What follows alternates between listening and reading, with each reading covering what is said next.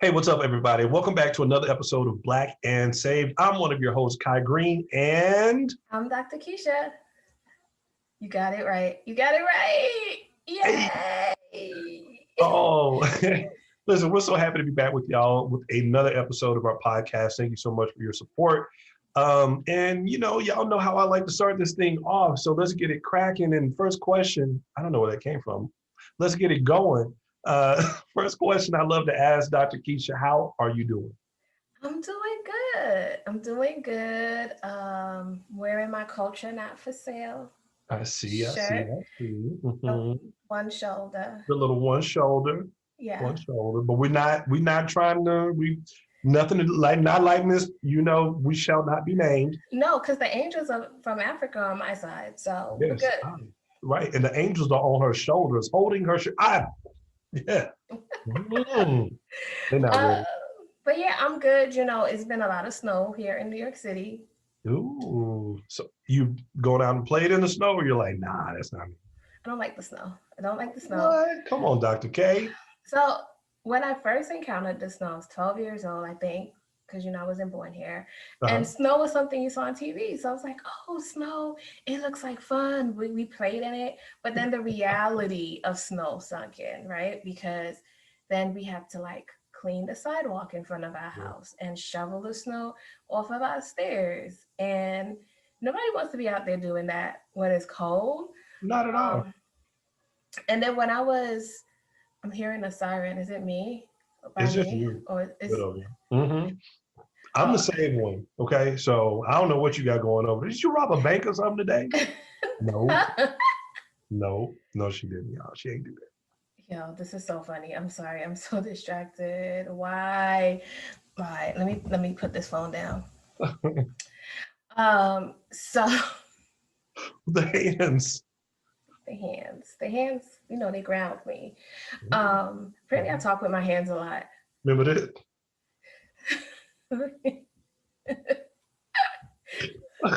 Oh gosh, we so all over the place. So yeah, so when I was a kid, meaning like kid into teenage years, they didn't used to give us snow days the way they give them snow days now.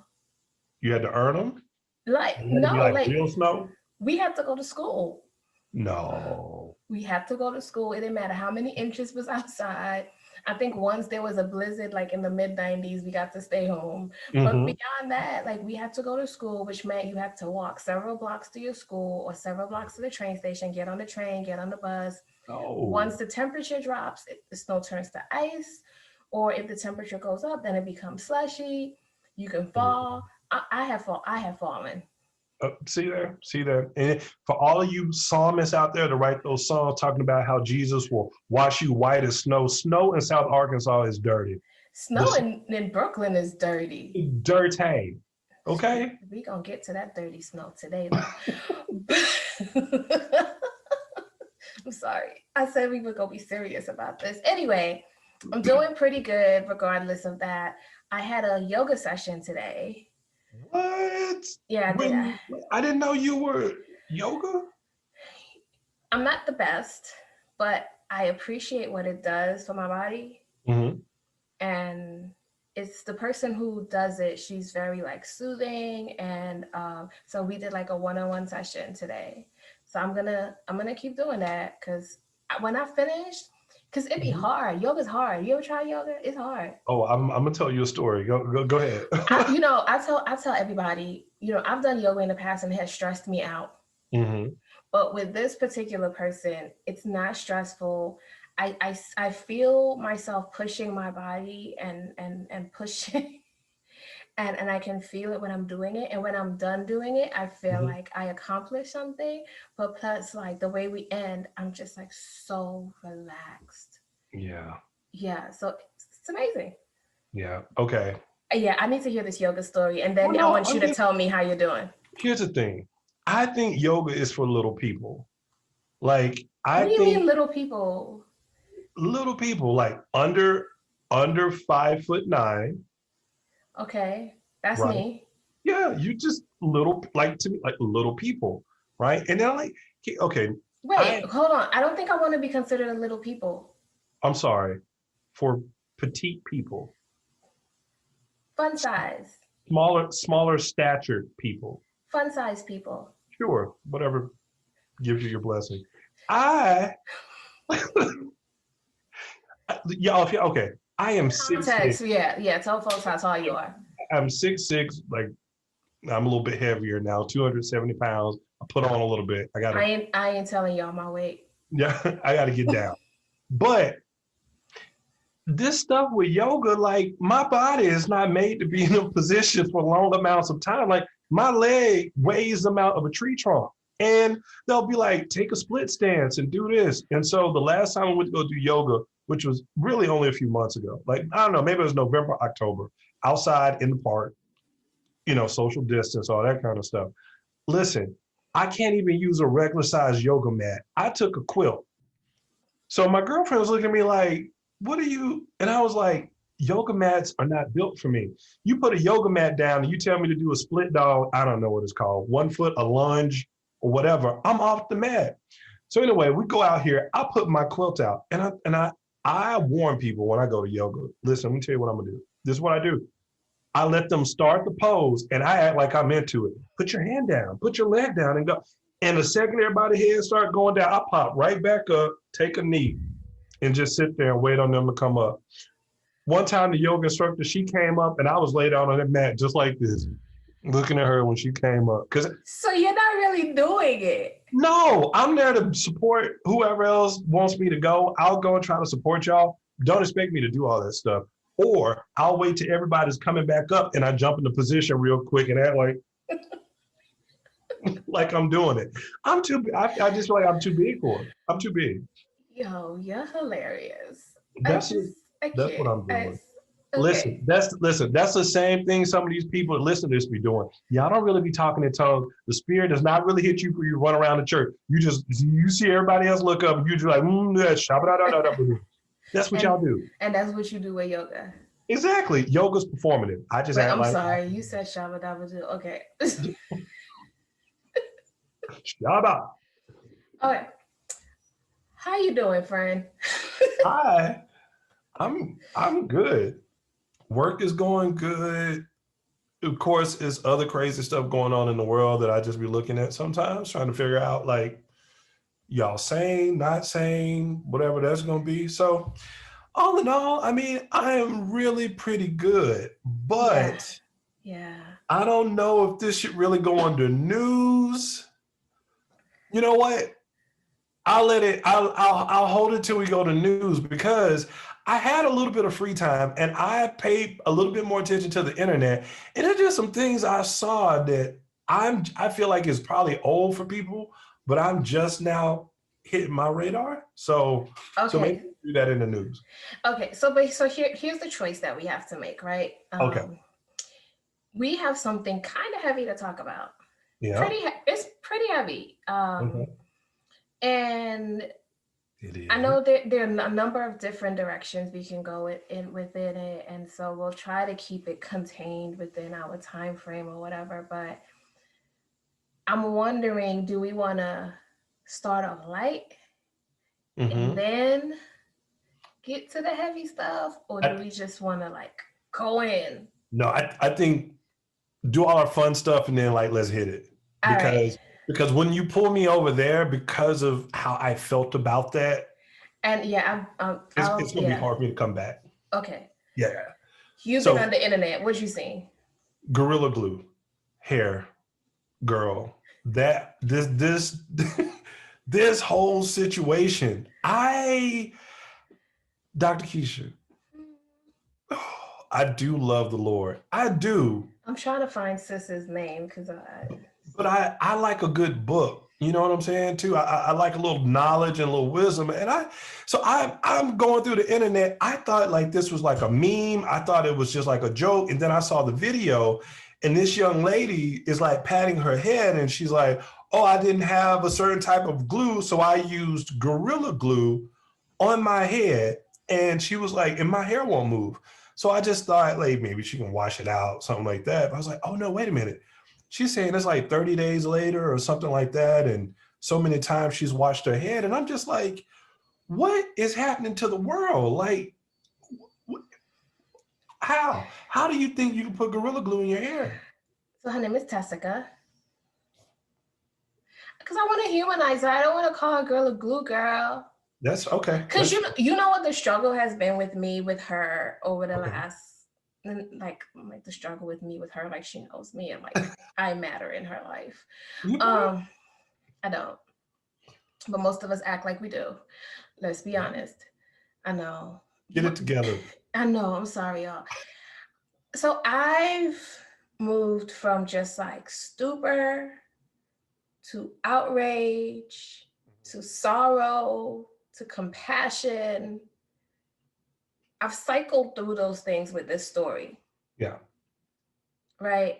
It's like, and then I found out how old she is. Wait a minute. How old is she? She's 40. No. Y'all can't hear me blinking. I'm blinking hard. Just go ahead and say, sis, look young for her age. She's clearly been drinking her water. But she drink water? You know what? That was out of line. I'm sorry. And see, that's what I'm saying, right? Like you just cycle through all these emotions with the situation because you're like, how? Okay, if people don't understand, okay.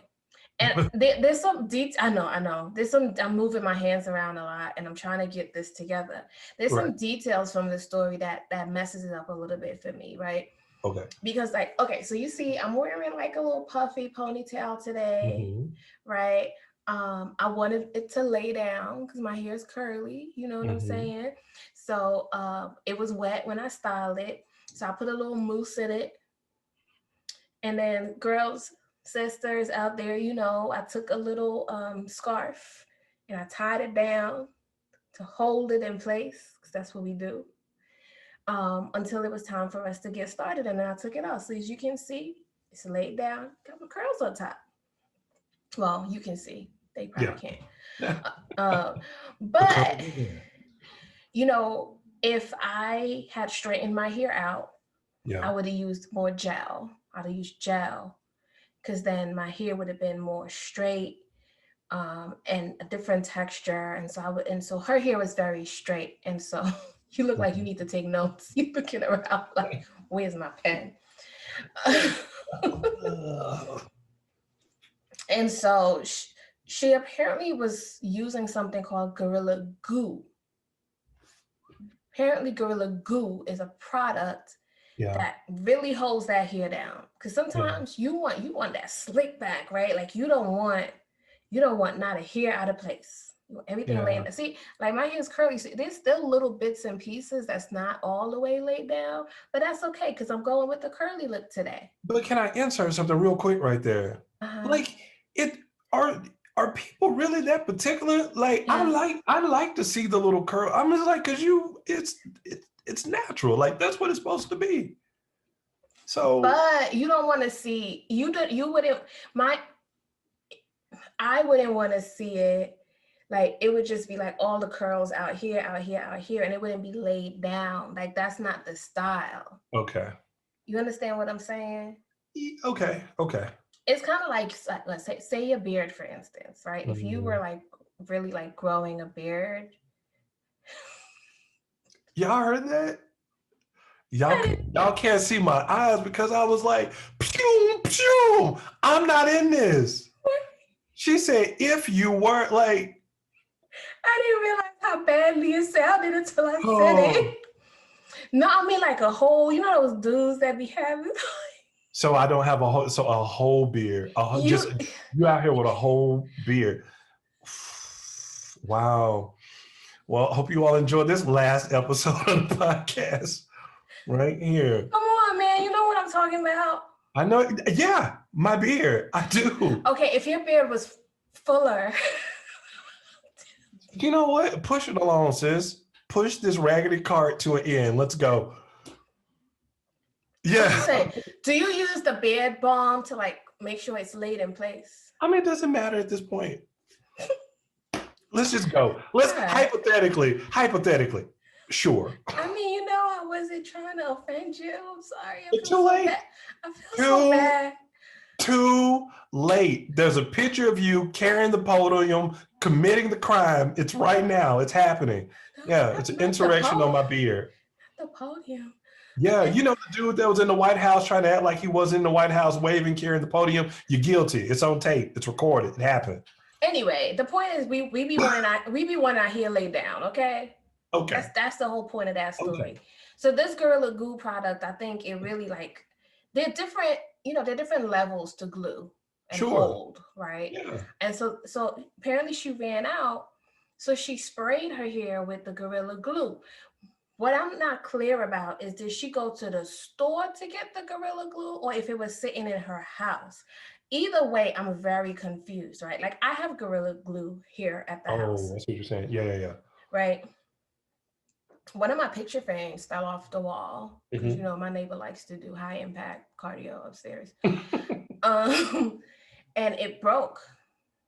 It had a clean break. So I just put a little bit of Gorilla Glue on there. Mine came with a little brush. Little brush. Yeah, yeah. Snapped it up. It's good. I would not think to put that on Right. my hair No. because there's like there's glue, there's crazy glue, There's glue sticks. and then there's Gorilla Glue. Hot glue.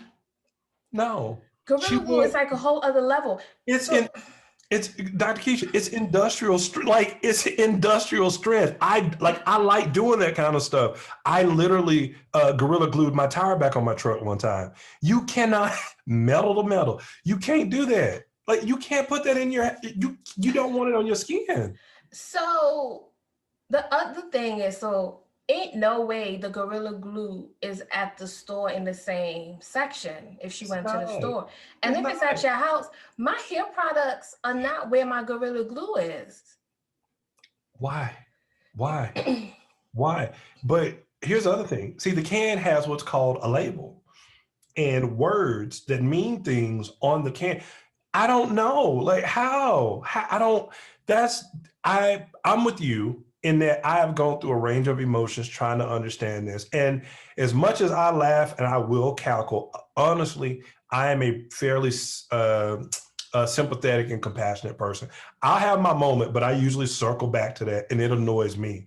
But I don't, what is, how? I don't know. And then I started feeling bad for her because you see this little ponytail I got up here. As soon as Mm-hmm. we done, I'm taking this out. Yeah. I can't keep my hair up for too long. It just I don't like how it feels. Yeah. I was like, does it stress the scalp? Does It it? does stress it does stress. That's why Okay. like it's not the best thing to do all the time. Like I normally wear my hair down.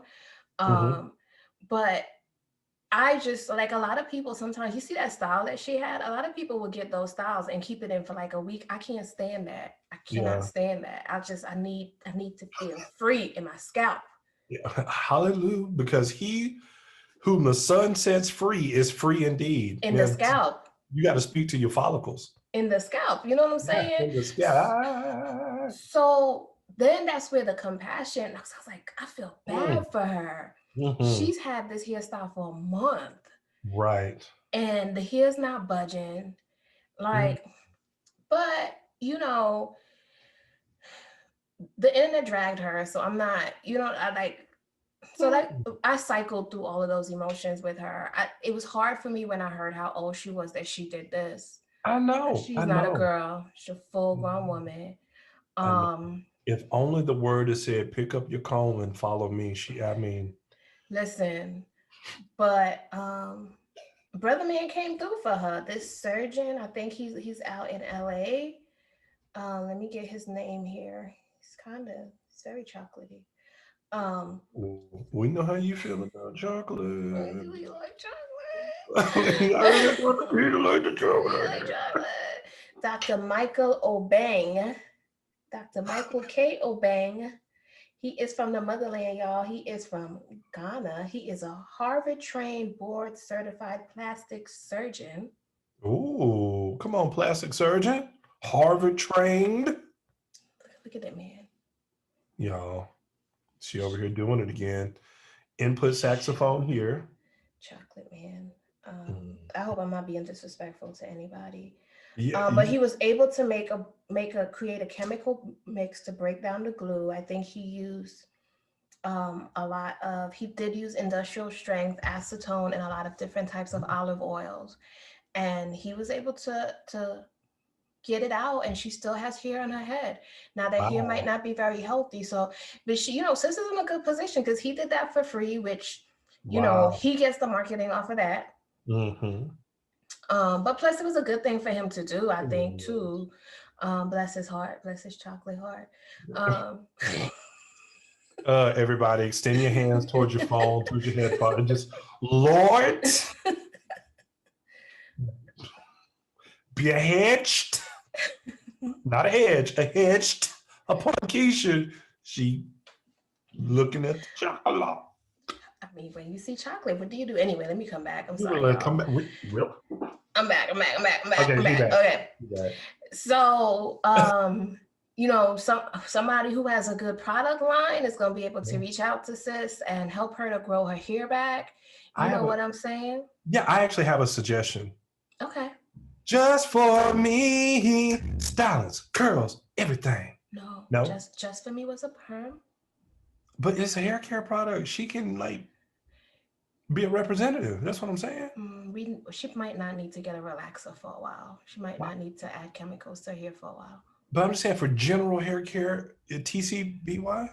Those are all perms. Okay. Spritz? You remember Spritz? Did you have Spritz when you was growing up? No, I want my hair natural. I didn't get a perm until I was about 16. Oh, okay. I'm in South Arkansas. That's just what I remember seeing in the bathroom. Yeah, I wore my hair just like this until I was about 16, 17. And then I wore it permed for a while, and I've been natural about 10 years now. Look at you. Yeah. So most of my life I've been natural. There's a theme song playing in the back of my head. Would you like to know what it is? I don't know. What is it? I'm every woman.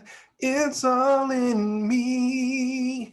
Anything you want done, baby, she does it naturally. Sing, whoa, whoa, whoa. Oh, that's...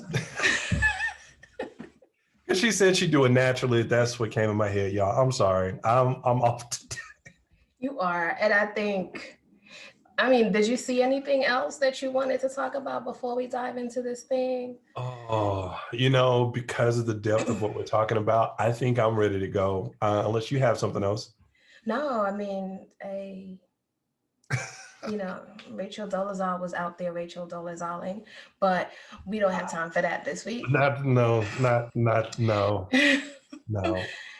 So, and I apologize. I did not realize how deeply this was going to affect you when I sent you this message. So oftentimes, y'all, throughout the week, we both will see things happening in the news, in Christian society, community, whatever you want to call it, and we'll shoot a text off to each other. And we had decided we were recording today. And actually, I think this would be a good way for us to attack it, is by playing this message that was sent to us. And so when I got the article, I shared it with you, and you called me immediately, which you never do. Y'all, I was like, what's wrong? Yeah, here's the thing too. I'd had a busy morning. I literally had just kind of put my lunch together, and I was sitting down to eat it. And I looked at my phone and I saw that, and jaw meat floor. I was done. Yeah. I was done. Because understand, you'll call me if we have scheduled a call. Otherwise, we're just texting. So when I see my phone ringing, I'm like, what's wrong? So a listener left us a message, and I'm going to play it, and then I think we can tackle it from there. Yeah, we'll jump in from there. Hi there. Love your podcast. I'd love to hear your thoughts on the latest information that's coming out of the Ravi Zacharias ministry, the famous apologist who passed away last year, who had been accused in the past of sexual misconduct. And now it has been proven that there was really sexual crimes. And it's a lot to read. But I'd I'd love to know your thoughts on that, as well as how that relates to this larger issue of misogyny and culture of misogyny in the evangelical church. Thanks. So I guess I probably should have said trigger warning to anyone who has experienced any sort of assault. We're going to be talking about this story and what's happened. And y'all know we do take a lighthearted approach to things. So that's not necessarily going to change, but we are going to try to be as gentle as possible because there are victims involved. And, I think his family, like he died recently, his family, they're still mourning his loss. And I think a lot of people across the nation, when he died, like a lot of people, were posting all these things about what he meant to them. And so I don't know that changes a whole lot once you find out things about someone. I don't know. So I sent this to you. I sent you his ministry, put out a statement about a day or two ago, talking about an independent investigation that they commissioned from an outside law firm and the findings of that. So I read the results of the report. But a lot of this started coming out a couple of years ago. Yeah. Like in 2017, someone came forward and said that he was, I guess we can say allegedly for that case,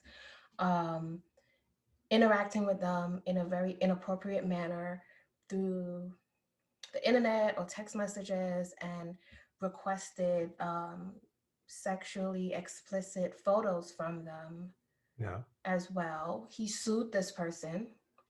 His ministry sued this person, or he sued this person. And they came to a settlement, but there was an NDA involved. Right. That's right. And then in September, it seems like Christianity Today published sort of like an expose about a number of people who had came forward from some spas that he owned, and talked about some of the things that he'd done. And his ministry at that point say, well, this is impossible and this is not his legacy, whatever. But then they went ahead and commissioned this firm to do this investigation. And the conclusion of the investigation is that he did, in fact, have inappropriate sexual relationships with a number of women, and a lot of it was under duress. Yeah. That's the best way I can kind of summarize it, I think. Right. And then I don't even know, did we, and in case people don't know, so it's Ravi Zacharias, right? He's a famous Christian apologist. What does it mean when somebody's an apologist? So basically it means there's someone who they're, in a sense, a defender of the faith. And so they typically have more so philosophical discussions with people who may or may not believe, and they really engage in making an argument of the relevancy and then also the authority and then even the reality of the text itself. Mm-hmm. Right. So, and I mean, and if I don't like, for Wait, me. Hold on. So he knew his Bible real good and explained it to other people. I mean, Dr. Keisha, I mean, I was astounded by his knowledge of the Bible. Like, I don't throw compliments out that easy to people. Mm-hmm. But that's why it took me off. And I'm struggling right now to find my words, to be honest with you, because I mean, I don't know how many books of his are actually sitting in the collection, like Grand Weaver and Understanding God. And he had a really great way of taking the word of God, looking at the world, and really making it real in that moment, mm-hmm. right? And asking really tough questions around the faith, or answering and being able to pull people in. So it's one of those things where, I mean, his knowledge was great. His understanding of the word, I won't say his application of the word, but his understanding of it seemed very real in his writings and in him talking. And it is so I'm it's not that I believed him not to be fallible, but to know that he has allegedly engaged in the things he's engaged in is so just, I mean, I'm disappointed. I'm sorry, And I'm struggling for, I'm disappointed. yeah, no, and to be clear, I think the allegedly has to do with that first case with that one Canadian woman. I Mm-hmm. think the findings of the attorney and also his organization is also saying he Yeah, did these things, yeah, like with the text messages in the report, and that's what, gosh, there's so much. It's, and guys, forgive us for sort of like jumping all over with this and not giving you the segments, but it's just so much to unpack with this because there's the whole the whole, like, I like how you said that it's not that you necessarily thought him fallible, but there's a pedestal that certain people are put on. mm-hmm. And even when people have certain platforms, especially one where it's like your thing is the word and teaching people the word, that's just it doesn't mean that you're without fault, but it just, Right. there's that. Then there's the part of using that to manipulate others. And that's why, Mm-hmm. like, a lot of people talk about spiritual abuse, like using, and there are levels to that, right? From Right. getting people to overcommit at your church and they overworked and they don't know how to say no to you, to actually taking advantage physically and sexually of another person with your spiritual knowledge and knowing. Yeah. Like, there was a part in there where, like, he said they was praying to the. Yeah, can I jump in? Because yeah, so and that's why I wanted to go. Like when I talk about being disappointed, I want to make this really clear for those, like if you go and read the story, am I disappointed that he abused these women, right? That he, I believe, from what I read, committed crimes against them. Like seriously, I am, and I do have a problem with that. I have to tell you, I'm more so disturbed about the perversion, right, of power that he used to carry out those activities. I hope that people don't think I'm not giving him a pass on what he did, but it's like the psychological hoops he had to jump through to do it point to a deeper sickness, right? That I can't. It's just so hard to understand because I just was having this conversation earlier in the week. Is that, you know, when we talk about Jesus or we go look at him in the Word, you know, there's not a lot about Jesus coming out and being angry with sinners. When he gets agitated, it is with people who have been put on pedestals, religious hypocrites. Like that's where Jesus really gets in his feelings about things. And so, and he warns us so clearly about that, about manipulating people. And when you read the story with him, exactly the one of the points that you're bringing out now, it talks about him basically leveraging his position, but telling the woman that, well, if you, now that you're a believer, if you come out and you tell people what I'm doing, you're going to be responsible for millions of souls not making it to heaven.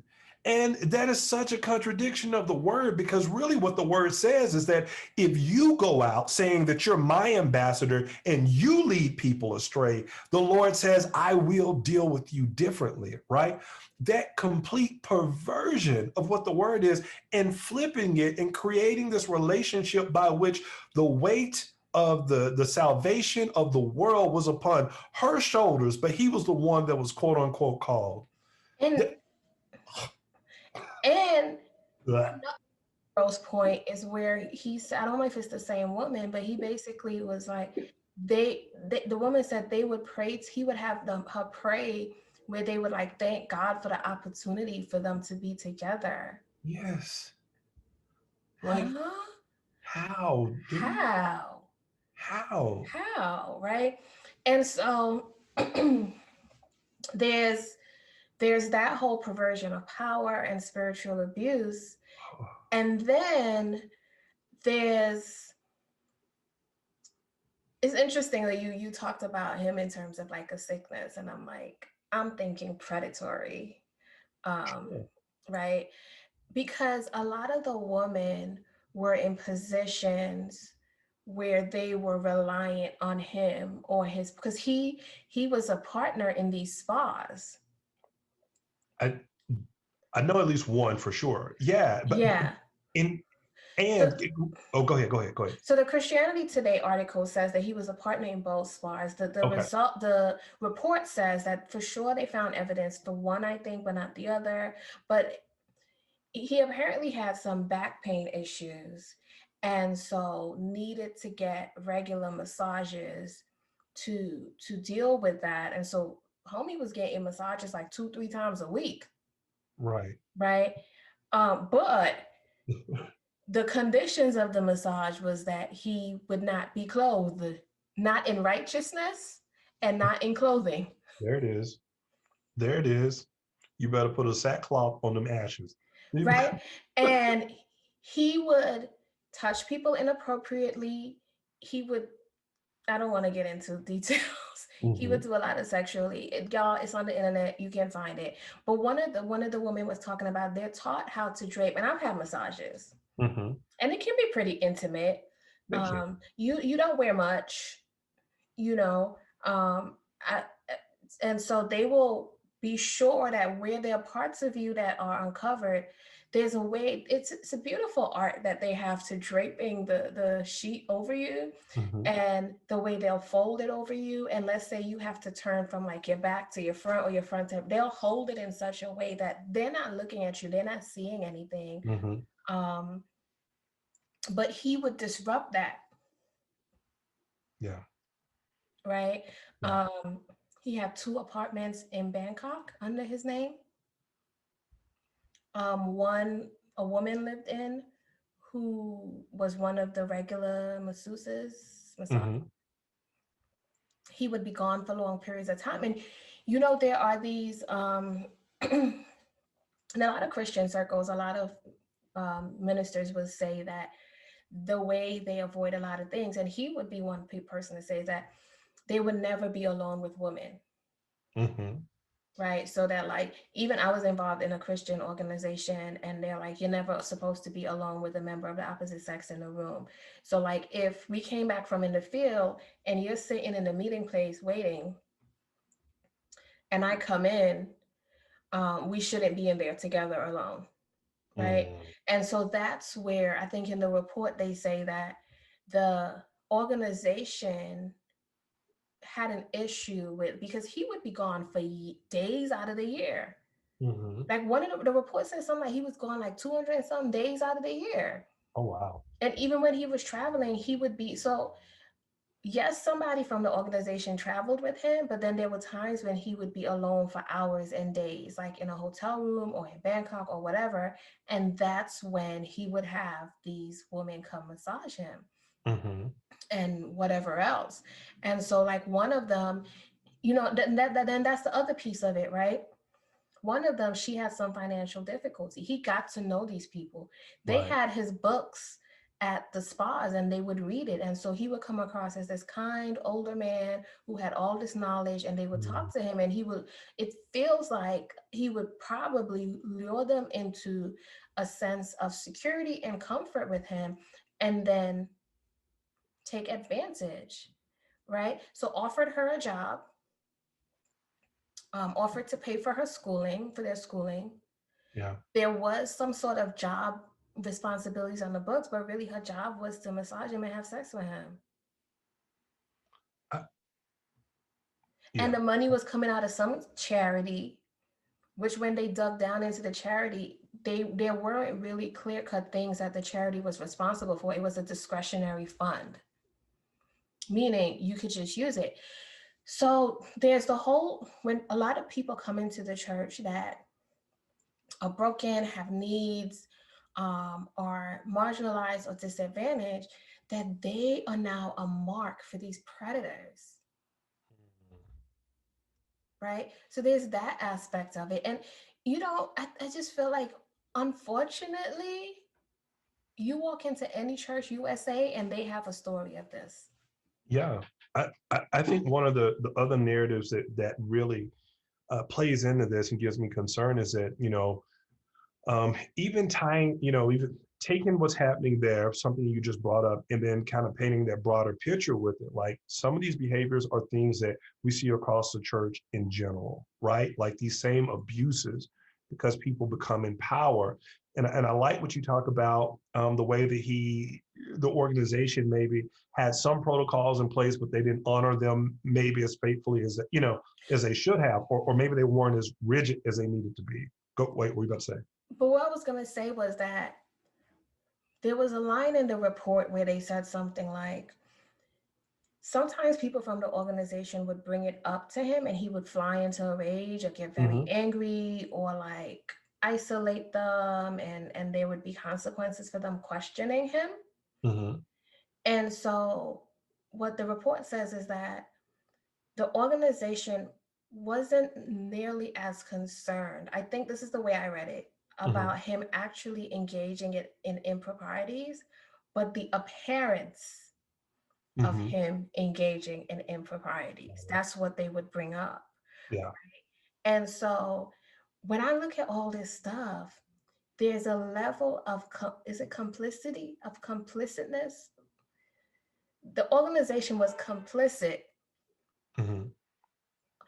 This woman is on payroll. You don't never see her at the office, but she getting a regular check.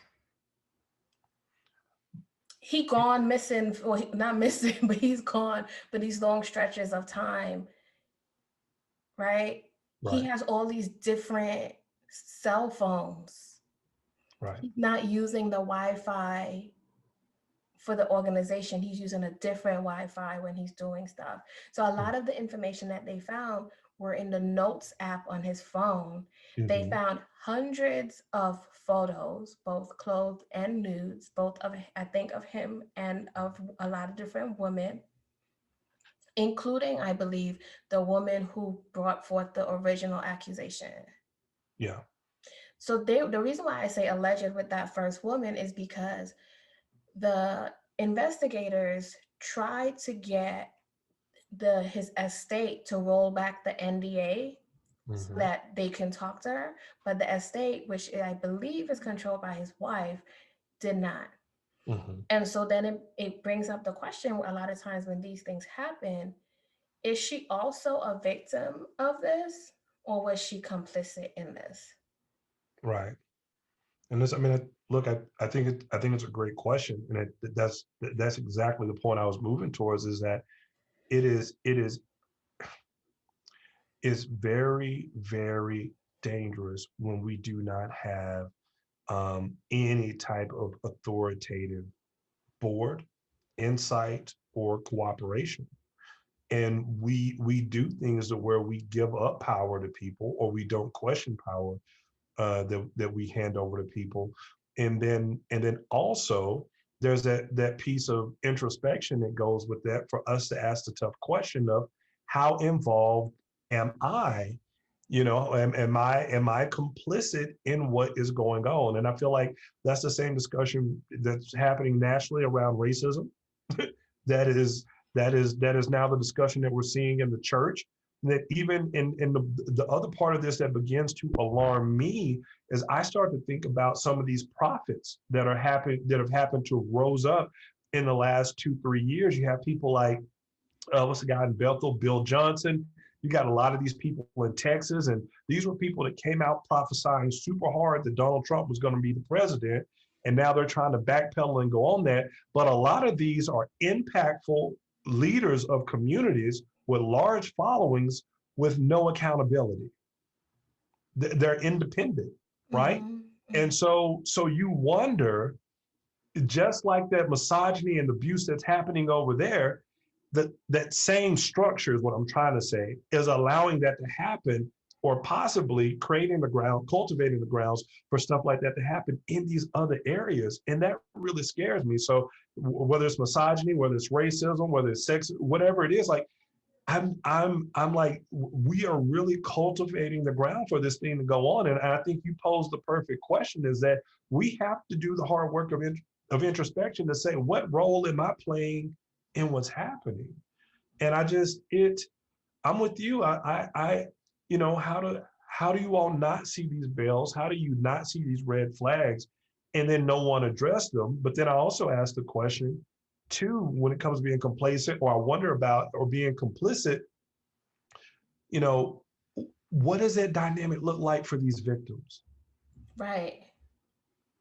Like, and the other thing, I don't know if we mentioned it, but a lot of these women were in other countries, right? And he was, so what I think they said they were trying to do something to get them trained by someone from another country, or maybe bringing them to the US or vice versa. But like, there are so many societal barriers already placed on these people. And then you come in and you put this big spiritual weight and responsibility on them, and you wield it with reckless authority. And you truly, literally rape these women under spiritual duress. Yeah. Yeah. Yeah. Yeah. And I'm glad you brought up the word misogyny, because this goes back to one of the conversations that we had. You know, there are levels to everything, right? It goes back to one of the conversations we had probably in our very first or second episode, where Mm-hmm. we talked about the way that women's bodies are policed at church. Mm-hmm. Because an argument that is always and often used is, you don't want the brothers to fall, Mm-hmm. you're going to cause this to happen, right? And the responsibility of how men act is always placed on the shoulders of a woman. Well, what was she wearing? Well, what was she doing? Well, like, you shouldn't do that. And it comes down to that, because when people were coming forward, it was like, well, how can you say this about this man of God? Mm-hmm. Right. And so I think, in terms of what takes place in churches a lot of times, is that when these sort of incidents are brought to light, the blame is always placed squarely on the shoulder of the woman, Mm-hmm. even though they were the victims, or they were the ones that were taken advantage of in this situation. It's always that, it's the man of God, it's the man of God. And like, he's a man. Mm-hmm. And so there's no responsibility given there. It's like, well, it's almost like they're saying, like, well, what do you expect him to do? Mm-hmm. Mm-hmm. I mean, let me ask you this. Do you think that that is something that is more, do you think that's more of a phenomena, or like, do you think that's more of a um, structure of behavior that happens generationally? Do you believe that to be just as strong across younger generations as well? I think it's across generations. I think it's Really? across generations, Yeah. right? Because when you look at, I'm trying not to mention people's names.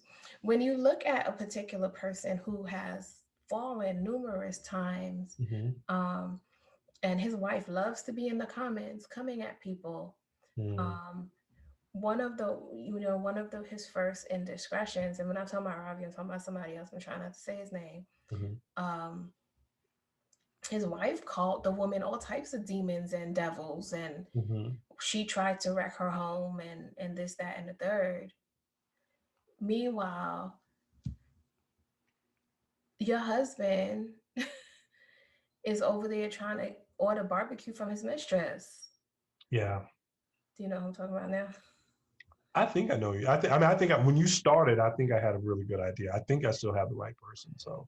um so the woman is always demonized, like this whole idea of Jezebel, Mm-hmm. and it's interesting because it often is um attributed to Black women, but this whole idea of Jezebel, I think a lot of pastors get let off the hook because people latch on to this idea of this Jezebel tried to tempt him or take him down, or whatever the case might be. And again, the responsibility is not given to this individual, because we were talking earlier about the individual versus the behavior. Yeah. We were Yeah. talking about that offline, and I'm like, I get that, but when we put it into the context of, this is someone who had a deep understanding of the things of God Mm-hmm.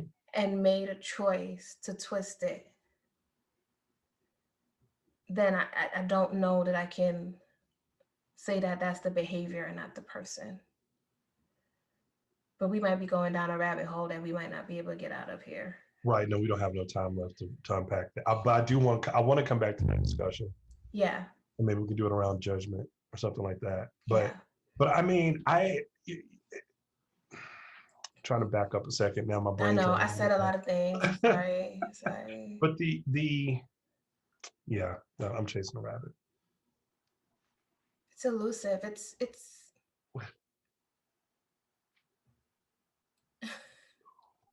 gone. I'm sorry. You should have Oh, stopped man. me. No, it's okay. It's okay. Um, yeah, got it. I think I know where I was at. So even so here's I don't know, maybe this is a question for the listeners. And I feel like it coincides kind of with what you just said. The question is going in my head, and I wonder this is that if you, listener that's listening, if you're in a relationship and the person you're in a relationship with cheats on you, who are you upset with? The person that you're in a relationship with. I'm sorry. You wasn't But, asking me. I'm asking, but well, see, I'm asking in general, but I don't think that most people think that way. And I think that most people should think that way because, I agree. okay. But and but the reason I'm asking that is because that's the same way I like, even for something like this to happen in the church, it is for me where I am, it's mind blowing for me to go, how do you not look at the pastor? How do you not look at the leader that's doing it? Like, I'm concerned, I'm not gonna lie, like, and maybe that's just because of my relation to ministry, but like as a pastor or as whatever, when you do that, I'm like, bro, you gotta sit down. But how many times have you seen the woman ran out of the church or out of the community or talked about a particular way? And then they're like, come on, let's extend grace and forgiveness to our brother and let's pray around him and he'll come up there boo-hoo and hoo-hoo, whatever. And then he's Right. accepted back into the fold. In the meantime, what's going on with this woman over here Right. that But I he have to be victimized? but I have to be fair. Maybe this is my disconnect. I've not been in that situation. I'm But not you've never seen it? not like I've heard about it at other places, right? Right. Right. No, But like, I'm not saying up close and personal, like oh, okay. Yeah, yeah. No, like I've seen that behavior. And I'm still like, that still confuses me because I'm like, where are your deacons? Where where are your trustees? We got good trustees. we got good trustees. But where are your trustees at? Like, how are we staying and allowing this to happen? Like, I don't, and I shouldn't. I hate to say like, how are we allowing this to happen? But I think I don't understand not addressing that, right? But that's the seriousness at which I think, man, people are trying to know Jesus, right? We cannot let this stuff. We can't abuse this like that. That's just not. It's just it can't be like that. So for me, that's like where I bump my head and I just go, how does that? How does this continue to happen? You Mm-hmm. know? And it sounds like like I hate to say toxic. It sounds like poor stewardship It's to me. toxic. It's toxic. It's harming people. It's not just poor stewardship. Poor stewardship is like writing down the wrong number or putting it in the wrong bank account. Just like, but how? Or This saying was something you shouldn't have said, or being like, "Oh, I didn't mean that." Like that's poor stewardship. This is toxic. This is harmful. This is hurtful. This is destructive. right. So, but why are people complacent with it? That I Because mean, I that's feel like people are sometimes so wowed by the power mm, that certain people wield and that they have. And he knew what he was saying when he said to that woman, if you come forward, millions of souls will be lost and it's going to be on you. Like this whole organization is built on this man. And so if this man is fallible, if this man is destructive, if this man mhm, is a predator, what does that mean for the whole organization? And mhm, that's what the organization is oftentimes thinking about, not mhm. necessarily are you being a good steward? Are you really representing Christ on this earth? And are you actually, in fact, doing good and not harm? That's not what they're thinking about. They're thinking about, what are we going to do about us? And not even about us. It's like, how can we contain the situation? Because it's no way, like nobody had a clue. Nobody. Right. No, I 100% agree. I think early on we started some of these discussions. I told you, man, I'm really struggling with the idea of, individual versus collectivism when it comes to the faith, and it's interesting. Like we've seen different people take stands, and the church get rid of them for taking a stand, a good stand, and then we see other institutions where it's like the leader, the charismatic leader, has all the power. And then the church becomes a shield for him to impugn people, just carry out his own personal will. So I just feel like we've got this stuff that is like all over the map. But the one thought that I have when I come out of this conversation still goes back to something we talked about again early on when we were starting with this. I think it was one of the video sessions, but really trying to ascertain or trying to understand in a sense, as an independent believer, being a part of any body, like how aggressive am I going to be with holding people accountable? Even when that means my leadership.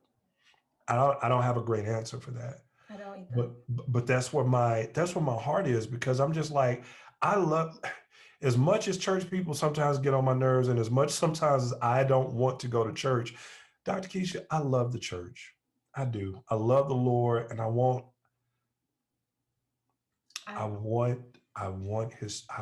the church to be effective. I gotta be honest with you. Yeah. Don't know if I'm loving the church lately. Oh. No. Not the building. Not the building. Okay. Unfortunately. I feel like the church is singing you an R&B song. Baby, come back to me. See, I'm a special kind. No.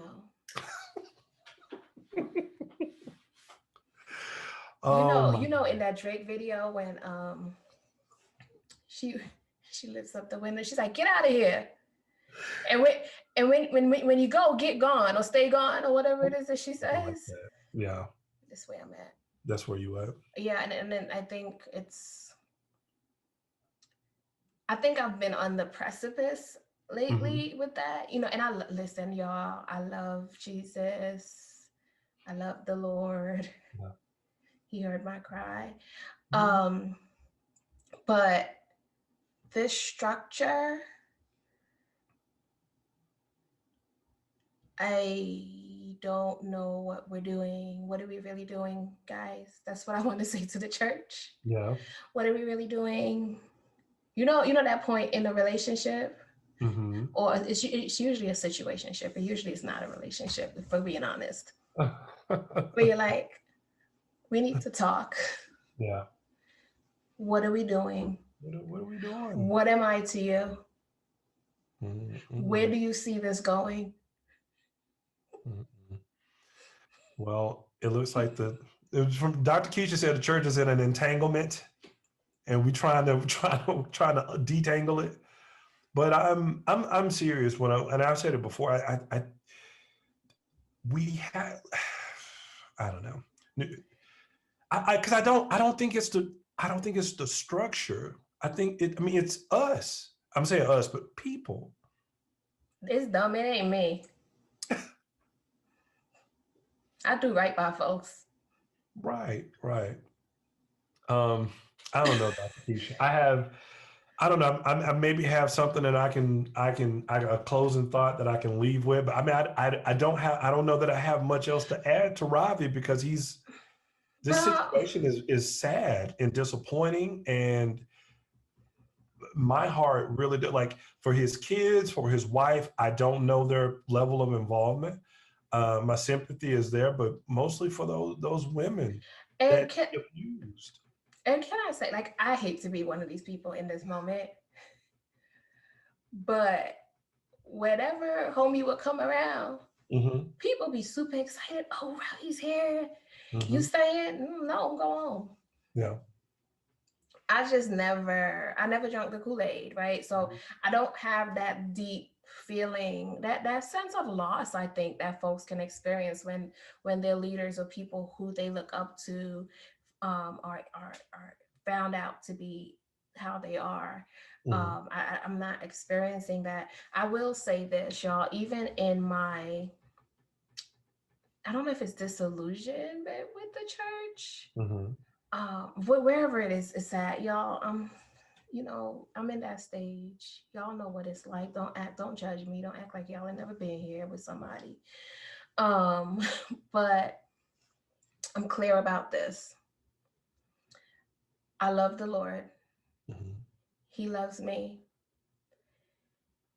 This is why it's important to know who he is by getting to know him and not through someone else.